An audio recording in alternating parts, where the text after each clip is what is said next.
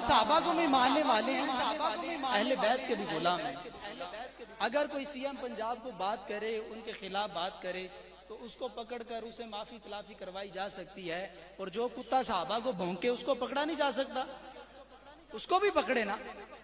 اور ایسا بزدل ہے بکواس کرنے کے بعد بھاگ گیا، یہاں پہ رکے نا، ٹھیک ہے۔ پیر نصیر الدین نصیر علیہ رحمہ فرماتے ہیں کہ کتے ہیں، بھونکتے رہیں گے، لیکن چاند کی روشنی میں کمی آ سکتی، صحابہ کے کردار کے اندر کوئی کمی آ سکتی؟